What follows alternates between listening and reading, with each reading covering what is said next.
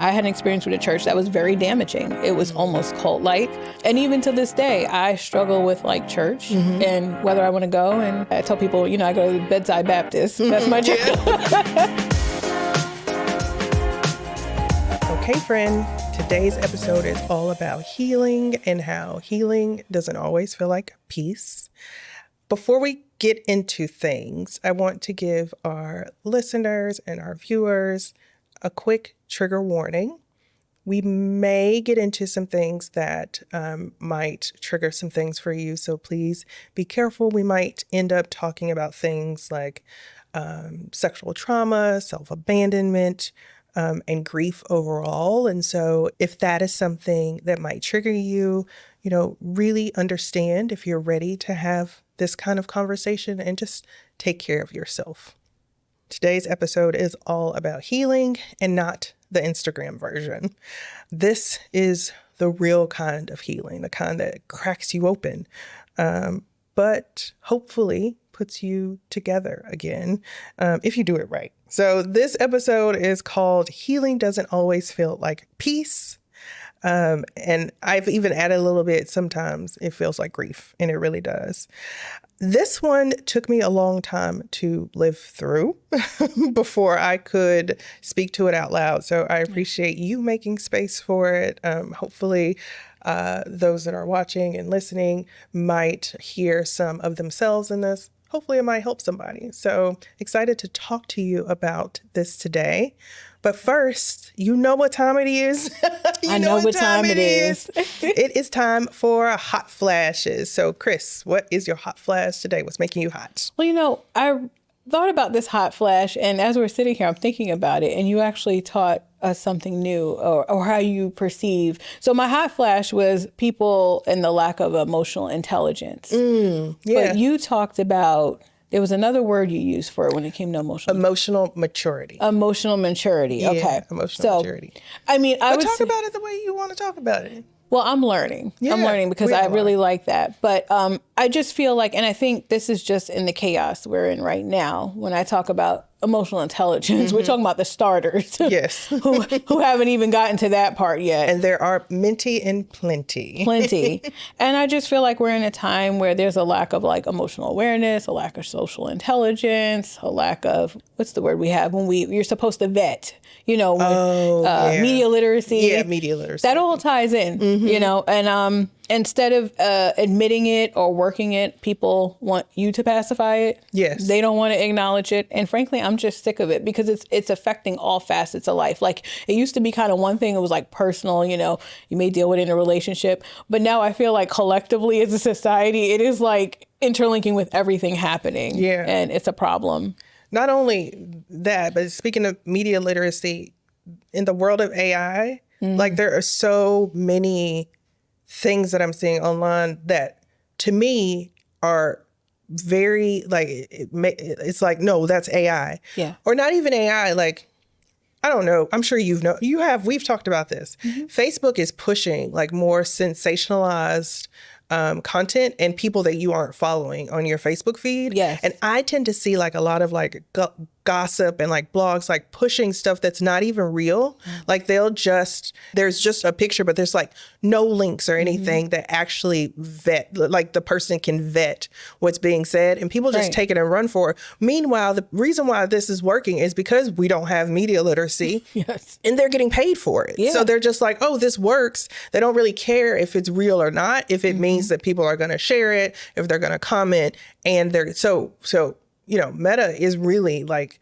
pushing this idea of what you say goes. There's no, you know, real true research behind what you are consuming. Same goes with emotional intelligence, right? People just out here just running around unhealed, just that actually kind of leads to my hot flash today, which is people that are like, this is who I am. Like when I hear someone that is like wrongly doing something, wrongly like approaching something. And then when you push back on that and they're like, well, you just gonna have to deal with it. That's who I am.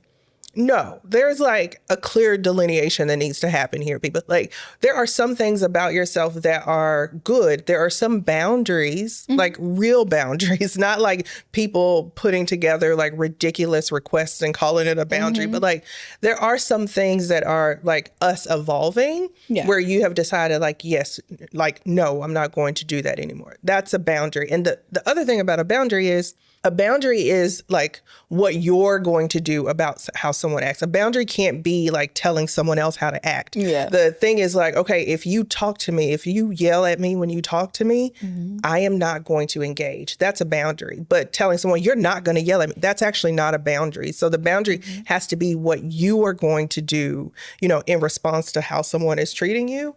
But I'm starting to go on a rant and tangent, but this idea of this is who I am, I've heard that so many times, but when who you are is toxic as hell, what good is that? We're here to hopefully evolve and grow and learn. And if you have just doubled down into all of your worst traits, then I ain't got space for that. No. I don't have any and I don't room for have that to be at all. okay with that. Exactly. And then that's when I have to put up a boundary and chuck you to deuces. Okay? Real quick. It's time to go. Easy it's time boundaries. to go. Easy boundary. Easy boundary for me to make. Yeah. So, luxury time. I always like love to hear your life's little luxuries because they're like, as much as we talk, your luxuries are like a lot of them are things that I haven't heard before. You putting me on. So what you putting us on to this week, girl? Well, I know actually my little luxury this week is coffee. So coffee overall, a lot of people drink that every day. But as I delve further into the coffee scene, you know, I'm past Folgers. You know what I mean? Hello. Okay. I'm past Maxwell House. And so my latest find, actually thanks to my cousin Lauren, you've talked to her once or twice, has been Saturn Bird. Okay. Saturn Bird it's a company. Coffee was created like in China. It is delicious. It is instant coffee. So I know everybody's been into the whole like Nescafe, let me make my iced coffees, but I want hot coffee sometime. And I'm not going to lie, packaging sells. They come in the cutest. They are a luxury because it's about $27 for like 12 of them, which in today's guys is a lot. But they come in the cutest packaging, these cute little cups that to me honestly are reusable. And you just dump them in your coffee cup and, you know, make your cup of coffee, but they taste delicious. And I'm not the packaging. It got me. Okay. I was sold. I am but it is a good quality coffee. So that's my little luxury. But I mean, it's on the Zon. Yeah. You can get it on the Zon. Oh, on the Zon. I hadn't heard that before. Get that on the Zon. Yeah. So my luxury is coffee and always finding like newer ones. I'm getting more into like, you know, I want to grind my coffee now. I did that this morning, but only not because I was trying to be fancy, but I went down to make some coffee because I had a little bit of a caffeine headache this morning. And the only coffee I had was unground. So I was like, I guess I'm grinding my own coffee this morning. Hey. So just, it was super easy. Like, finding a grinder, it's not huge. It's a small little grinder. I think I got it for less than $20 just to have it. Yeah, and your coffee stays fresher longer. And honestly, it is practical luxury because you can get a lot of like really quality coffee at a super affordable price if you choose to grind it yourself. Yeah, look at you. Life hack. Okay, so my little luxury this week has, it's on theme for healing. It's about what I'm using to feel safe in my body while I'm on my healing journey. So I used to feel extremely disconnected from my body. And what I mean by that is, you know, I talk about nervous system regulation all the time. Like, you know, not realizing when I'm anxious or not realizing that, you know, I just would just wake up and go and be on autopilot, but I'm not listening to the things that my body needs. And lately, as I've been older and turning 40 and like going through this evolution, one, realizing that I did have anxiety after thinking that I did not and that I was like overstimulated 24/7. Like I really had to work with my therapist to like sit down, and she would ask me like, especially if we were talking about something that was causing me anxiety, she'd be like, okay, what does your body feel like right now? And in the beginning, when she'd ask me that question, I'd be like, I don't I don't know. I just know that I don't feel right. Right. Like, I just know that I don't feel right. She's like, no, how is your breathing? How fast is your heart racing right now? Like, do you feel it anywhere? And I would always feel mine like right in my chest. And I would start to notice that my tummy would rumble. You know, a lot of us think our tummy rumbling is just like you're hungry or your food is digesting. No, anxiety, that can be like a sign of anxiety for you as well. That. So I really started to think about how can I connect more to my body and just really listen to my body for signs of like what I'm feeling if I'm not even aware of it, but my body is telling me that something is happening. So the things that I'm using to kind of make sure that I'm connected with my body. So slow mornings. So when I wake up, I'm not trying to be in a hurry, you know, at least giving myself 30 minutes to like ease into the day. And during that time, I'm like stretching and like what on my body feels tight, what feels achy, like those kind of things, like taking stock, taking notes of those things. I treat my bedroom like a sanctuary. So I don't have a TV in my bedroom. Like I'm very like, I make my bed every day and it doesn't have to be like perfectly made, but there are certain things that in my bedroom, I just want it to be a safe space. It's a space for like romance, even if the romance is with myself, like, you know what I mean? So I treat my bedroom like a sanctuary. Warm showers with eucalyptus. That's my, like I'll go to Trader Joe's, get some eucalyptus or find like a eucalyptus spray or something like that. I don't know. Eucalyptus is a scent that just makes me think instantly of spa. So I really like that. It's calming. It's giving Aesop. Yes, yes. I cook. I'm intentional about cooking healthier meals, doing that without like trying to punish my past body or like the body that I'm trying to change. So like still loving the body I'm in, but like being intentional about cooking healthier meals. This is a big one for me. Wearing clothes that don't require you to suck it in, like being comfy, cozy. That doesn't mean that I don't look cute, but it means whatever I'm wearing, I'm comfortable in. And the last thing is like taking myself out to lunch, like having a solo lunch, or if I've been in the house too long, like, you know what, I really need to get out of the house.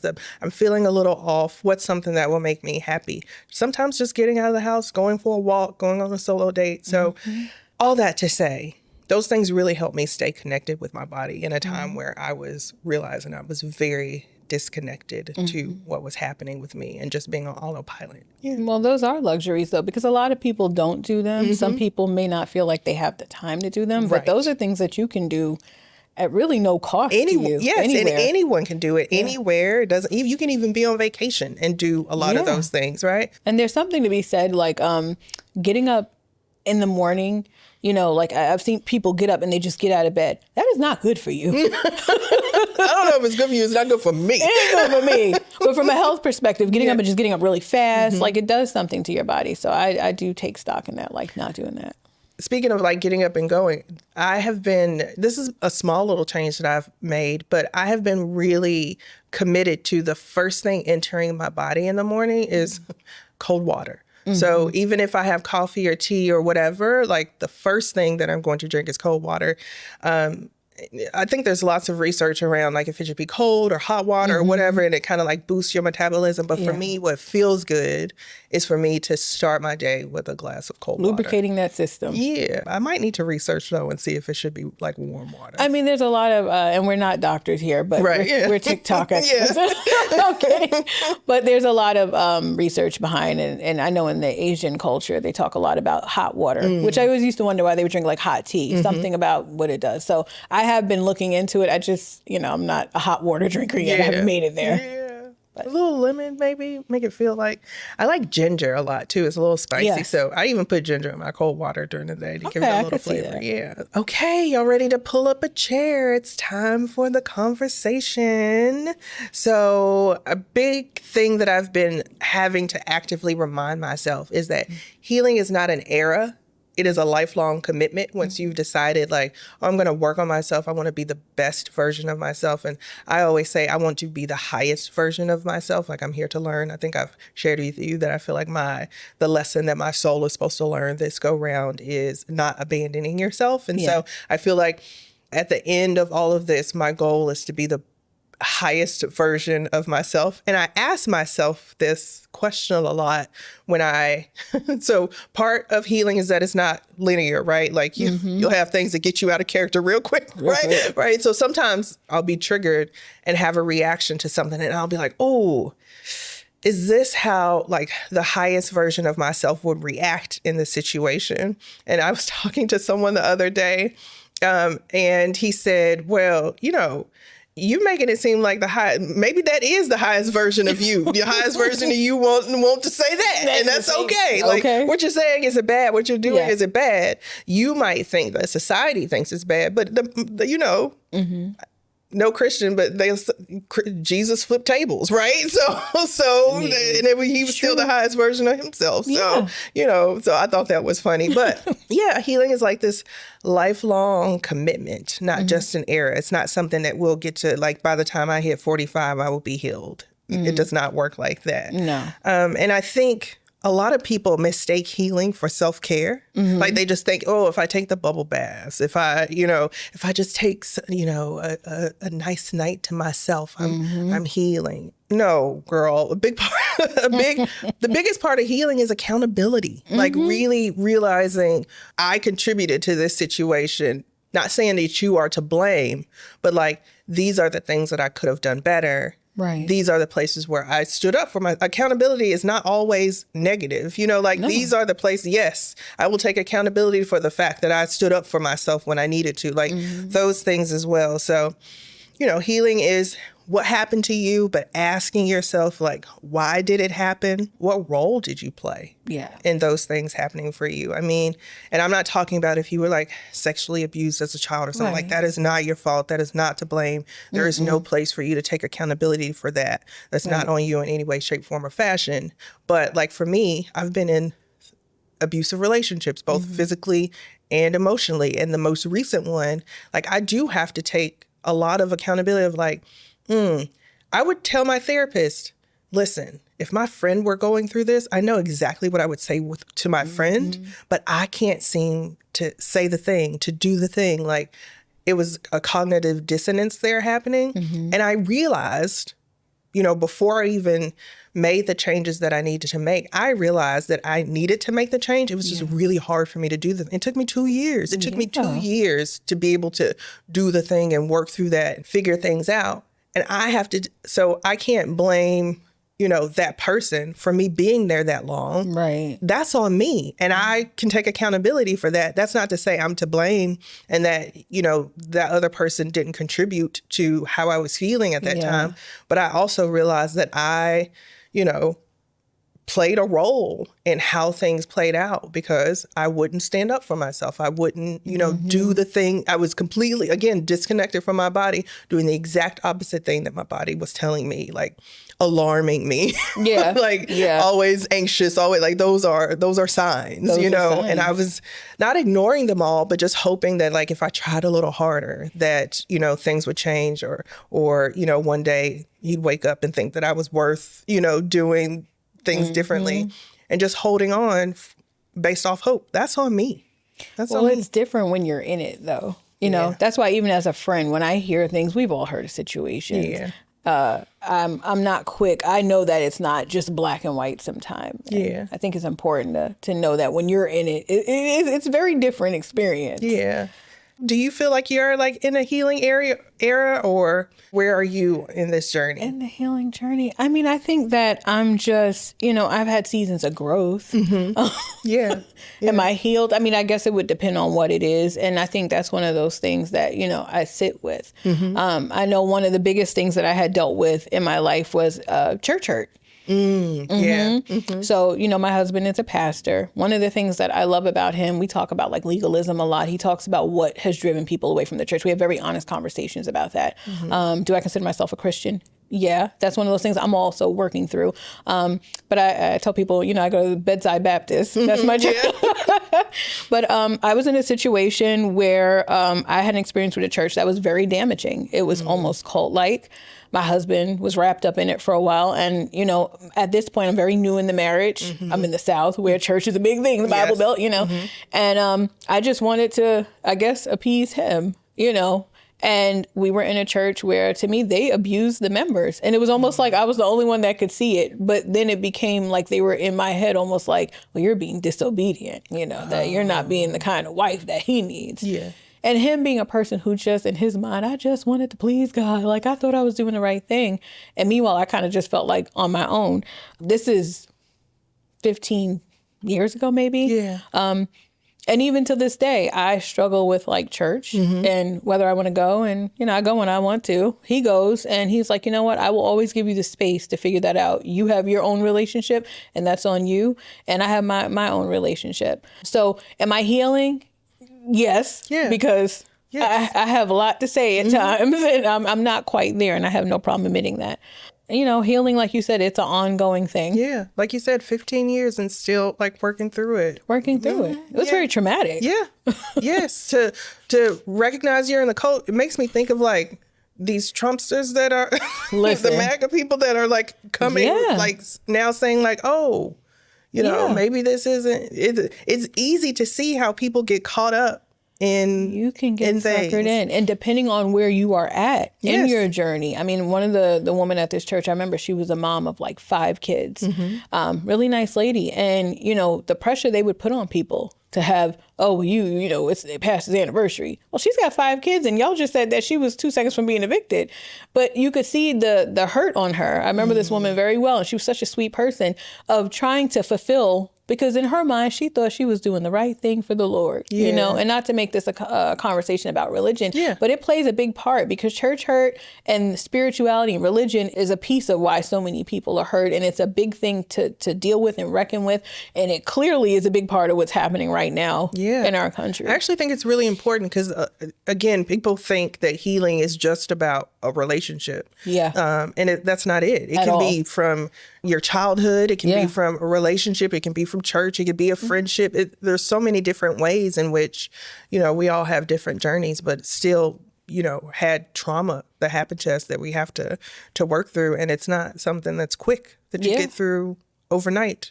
Like, so it is a lifelong commitment. But I mean, I think looking back, I realized I did the best that I could do with what I had at that moment.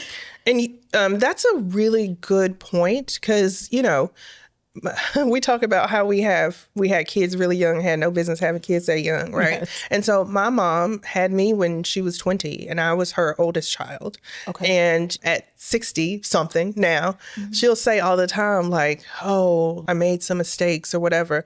But I realize, I'm not telling her she didn't make mistakes, but what I can say is I really do think that she did the best she could with what she had. Yeah. Right? Because when I look back at, my grandmother and how my grandmother was raised, like what I can say about each woman in my family is each generation gets better than the next. Yeah. And there's only so much healing you can do in a lifetime. So like, the things that happened to my grandmother, you know what I mean? Yeah. And like she was able to raise kids who were relatively well adjusted for that era, the decades they were born. My mom did what she could for us. We're able to, and she can see in her grandchildren, the growth that has happened with me, my sisters and my brother. And that's the goal, I think, particularly for families of color who had to continue to trying to catch up on generational wealth and all of those things. So to see each generation get better, I think for me, like it would be easy to hold on to what I feel like wasn't how I was treated when I was younger. But I think the best way to get through that for me was like this recognition of she was just doing the best she could with what she had. And my kids might feel the same way of like, we feel like we gave them a really good life and they might, have some really strong thoughts and opinions about how we raised them. My oldest 2 are 22 and 19. I haven't heard from them. We have what I think is a great relationship, but I'm sure as they get older, there are going to be some things like, Mama, that wasn't cool, Yeah. But raising kids, being overstimulated all the time, being anxious all the time, like not knowing who I want, what I actually want in life, having kids so young, I was doing the best I could at the time with the tools I had. Yeah. And I think if we can start looking at other people like that, I think that will, maybe make some grace. I don't know. I say that. Yeah, let's add that caveat in this. I say that and then recognize that like, there are some decisions that cause a lot of harm. Yeah. And I'm not even talking about like one-to-one. I'm talking about like the last election. Like, like look at what's happening. Look at what's happening right now. Like somebody tells me that they voted for Trump and I'm like, look at what's happening. Look what, you know, it's hard to, like, I don't know. I mean, you have, well, I can't even say that because people don't use media literacy, but. Right, exactly. They're not doing research. There's too much information, which brings me to the point you was making about when I said you work with the tools you have. That is a great point because like when I look at somebody like my mother, you know, she too has talked about like, I wish I would have done this. She wanted to be a flight attendant. Her father told her that was like a glorified waitress. But we're talking about the 50s and the 60s here. It's much different. And so, of course, you know, I came from that generation. I'm sure you did. Both of our parents, they worked. Yes, it was all about all the work. time. Yep. And I know my mother, her thing is always survival. Like, well, I made sure there was food and I made sure there was lights. Exactly. And you had a warm home. You ain't never come home and the heat was on. And those were great things. And as I get older, I definitely appreciate it. Yes. But I also made sure I wanted a mother that would talk to me, you know, in a capacity outside of, all right, you got to do your schoolwork and that's the end of that, you know. And so I tried to do that with my kids, you know, but you're right. You know, here I am like, well, I'm that parent and we can have conversations. And I didn't really, you know, Black community, you get spankings. And I didn't really do any of that. And, you know, but like you said, they can grow up and be like, yeah, well, A, B, and C. And you're like, you know, and I have thought about this to extend our parents some grace. Yes. Because she could just very well be thinking the same way I'm thinking, like, well, I did all these things and this is what you think. Exactly. Yeah. One of the biggest, and me and my oldest son, so the 19-year-old, we haven't gotten into too many different spats. But the biggest one we did was, it was important to me to ask my kids every day when I picked them up from school, how was your day? Yes. And I asked him that every day. And to them, it's just something that mom does. But for me, it was like, oh, like nobody asked me how my day was when I was a child. So I'm doing this from a place of like trauma, you know, of like trying to make up for what I didn't get as a child. And for them, it's just like another question. And there was one day where I'd asked him this and he was like, oh, everything's okay. And as the day went on, he was like more snappy and I was like, who are you? And why are you talking to me like this? Like, what is going on? And finally he was telling me like, well, this happened at school today. This happened at school today. And I'm like, wait a minute. Let's back up because 20 minutes ago, I asked you how your day was and you told me it was fine. And what I'm hearing now is that it's not fine. Right. And I ended up telling him, like, when I ask you that, I know a lot of people say, how are you doing? And it's like, no big thing. Like, you think that they don't want to know the answer. I was like, nobody asked me how I was doing. Like, I really mean it. Like, that is the way that I changed my whole life so I could be the one to pick up my kids from school. Right. Because I know that you get one shot. Like whoever the person is picking up the kid from school and, you know, if they're in a talkative mood, you're going to get it right at that moment. And so like I stopped working full time outside of the home so that I can be the one that picks my kids up. Like, so I still worked, but like everyone knew at each job that I had, like, listen, at this time, I'm picking up my kids from school because it was important to me. And you're not gonna answer me honestly, like what happened to us. That was one of the biggest spats we got into. And then he finally understood, like, because I didn't get that, I was, for lack of a better word, like pushing it on my kids and they didn't even really understand. Like to them, it was just like, you know, everybody asks you how you doing. Nobody really wants to know. But no, I really want to know because nobody asked me. Yeah, but that's actually a good thing because recently, you know, my mother, she watches my niece a lot. She's 3 and she's always asking her different questions. She goes to school. And my mother has recently said, always ask your kids how they're doing. That's how you find out things. She was like, you know, bad things, kids being, you know, abused or hurt or touched. I've took heed to that. I mean, she told me that before, but it was in recent years, especially just watching my brother with now this 3-year-old, because sometimes when you're in the role of parenting, same thing, you don't really notice things. And now I'm like, you know what? That is very important. And having a son, and I know you have a son, we're both in college. You've heard, if we're being honest, horror stories of parents who their kids seem perfectly, you know, okay, and then all of a sudden they're not, and they're no longer here, you know? I don't ever want to have to experience that. So I have made a conscious decision, especially with my son going to school. You know, I've talked about on social, goes to school in Charlotte. We all know what's going on with ICE. He said campus has been really different. And I noticed a couple of weeks ago, all of a sudden a shift. My son is very outgoing. He's president of his fraternity. And all of a sudden it just kind of seemed like he was staying home a lot. I got right on that FaceTime. What's going on? Because you seem different. Not that I want you going out all the time, because you go out a lot. But Now you ain't going out at all. What's up? Yeah. And he was just like, my campus is really different, and I don't know. I just don't feel that great going outside. And that really hurt me. But I was glad that I could talk to him and, kind of talk him through it. Yeah. So those things are important. So good job on asking how's your day. Let me be clear. I'm not always just asking how was your day, especially when they were little, because that is such like a common question. Yeah. For anybody looking for a good prompt for your kids, this is off subject, but I used to ask my kids when they were still in the house, what was the best part of your day and what was the worst part of your day? Oh, that's a good one. So the best part of your day, like they tell me something happy, the worst part of the day. And sometimes like what I would consider worse, like, or what they would consider worse, I was like, oh, well, that's easy to get through. But it allowed me to like also give them some like life lessons and stuff. Now, I don't like the baby stage, but I loved like the teenage, the young adults. This is my jam right here. So yeah, going a little bit step above that, like just how was your day? And to like, what was the best thing that happened to you, or what was the worst thing that happened to you? And sometimes the worst thing isn't that bad, but at least it gets them outside of the, oh, I'm fine. You can't really answer those two questions with a I'm fine. Well, it helps you understand them too better when you're talking about healing and just how somebody is, because understanding people it helps healing. So big. Yeah. So big. In my healing journey, what I'm trying to reconcile now is, and so this is kind of a question for you, if you have ever been in this situation, is what do you do when you are working on healing, but the person around you is not? So like you're trying to get better, but people around you, whether it's a friend or whether like they want to pull you back into the old ways, they want to, stay or remain stagnant that this is who I am. Like, have you ever had to deal with something like that? I think one of the things I've always done is not allow myself to stay around long enough. I recognize nonsense real quick. Clock it real quick. Yeah. Okay. And so for the most part, and I'm pretty, as quiet as I am, when it comes to nonsense and BS, I will tell you. Yes.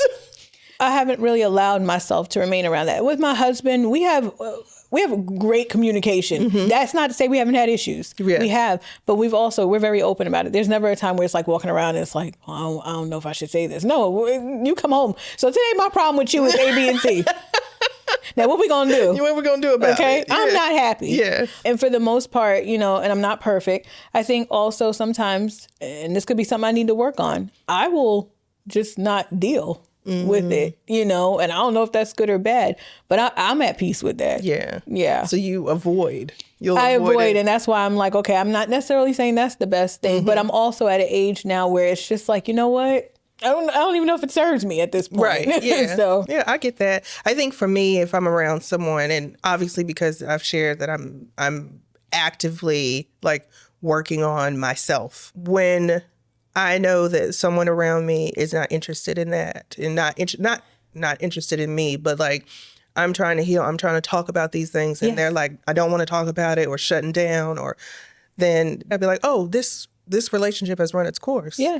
And, these people that are talking about like going no contact with their parents and things of that nature, I think a lot of that comes from trying to have a conversation with people, trying to talk about it. And I think a lot, especially, older, if your parents are like boomers or whatever, you start trying to talk to them about things that happened in your childhood, and they think that it's an attack when you're just trying to like feel things out. You're in a different space. Yeah. Especially if you're trying to actively heal. Sometimes that comes with having conversation and actually owning up to that. So my biological father, we don't talk. And I wouldn't call it no contact just because he's always been like in and out of my life. And when I was 21, I just told him, I was like, listen, you don't have to keep doing this, because he would pop up every few years.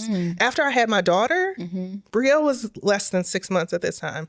I looked at her, and even though I was having a hard time bonding with her because I was in an abusive relationship with her biological father, I knew she was my responsibility, and nothing could get in the way of that. So to, have lived up into that time, 21 years with a man that I had seen twice, who is my biological father, and him calling me every few years. When I was 21 and had a child, my thing was, I can't imagine doing that. So you don't have to, like, I free you of all guilt. Like, don't feel guilty. Don't call me with the guilty whatever. And then when he would call me and act like we spoke yesterday. Yeah. Like, there was no explanation of like where you've been. This is what I've been doing. It was always like, Just like we spoke yesterday. And I just, at 21 told him, no, thank you. I'm not interested in that. Yeah. And I wouldn't call it no contact, because I think a lot of people that are doing no contact are like trying to understand, trying to have conversations, and then the other person isn't contributing to that, and so they need to protect their peace. Mine is just really like, I'm not interested in that. Somebody that can just walk away completely, not interested in an explanation. But I do think it's strange that whenever he does reach out, it's just like, hey, we'll hit you today. How you doing? But you know what? You bring up a good point. So, my daughter, she's my daughter. I've raised her since she was 3, but her mother hasn't been in her life since she was 3. So she's 26 now. And one thing I used to do, because I was trying to make sure that nobody could ever say, oh, well, that new wife, she kept her. I would always encourage her, like, oh, reach out to your mom, reach out to you. Finally, one day she was like, Ma, no, I'm not. Right. And I'm not reaching out to my grandmother neither, because every time I get on the phone with him, it's like, I'm not making an effort. And I wasn't the one who abandoned me. She's a child. She's a child. And I was like, you know what? You're onto something. Yes. Ain't that I can't never get it right. Yeah. I mean, well, what am I pushing this for? I've done my job. I did, because I grew up with my mother, and I wanted to make sure I never wanted you to feel like I pulled you away. But I'm not doing that, because maybe that was part of her healing journey. She was accepting it for what it was. Yeah. And, anytime I was like, whatever you want to do, I'm behind you 100%. Right. But I'm not going to force you. Right. Mess up your healing journey. Exactly. Today's note to myself is from Kia 40 years from now, so 80 something. To Kia right now, in the middle of doing her inner work. So, dear Kia, you didn't fail, you learned. And you didn't waste those years. You gained discernment. And that discernment saved you from repeating those mistakes. You weren't weak for wanting love. You were human and hopeful, and you were brave enough to believe in connection, even when it scared you. And yes, the work was really ugly at first. It was lonely, and it was humbling, and it was quiet in ways in which you had never known before. There were nights when healing felt like punishment instead of freedom, when accountability felt heavier than blame ever did, when looking at yourself clearly hurt more than looking away ever had. But you stayed, and you kept choosing reflection over reaction, truth over fantasy, and growth over familiarity. And little by little, it changed everything. One day, you woke up and realized that you were no longer a slave to what happened to you. Love stopped feeling like an audition and started feeling like a reunion with yourself. You forgave the people who harmed you and realized that for many of them, they were only doing the best they could with what they had. And as you healed, your boundaries started feeling like sacred ground. You learned how to sit with grief instead of running from it. And you learned how to forgive without forgetting. You learned how to let go without losing yourself. And because of that, your life became steady. Your relationships became honest. Your joy became quieter, deeper, and more sustainable than anything you had ever chased. You built a life rooted in integrity. You surrounded yourself with people who respected your healing. You created safety, not just for yourself, but for everyone who loves you. You became a woman who trusted her body, who listened to her intuition, who honored discomfort as information, and who no longer abandoned herself for love, approval, or peace. And perhaps the most beautiful part, you learn that you never truly arrive at fully healed, but instead you stay committed to it. Committed to checking yourself with compassion, for choosing growth even when it costs you comfort, becoming softer without becoming smaller. And that commitment shaped your next 40. So if today, right now, feels heavy, and if the work feels endless, if the grief still surprises you, trust me, every honest moment you are living right now is building a life you will one day be so grateful you didn't run from. With so much pride, so much tenderness, and so much awe for who you became. Me, 40 years from now.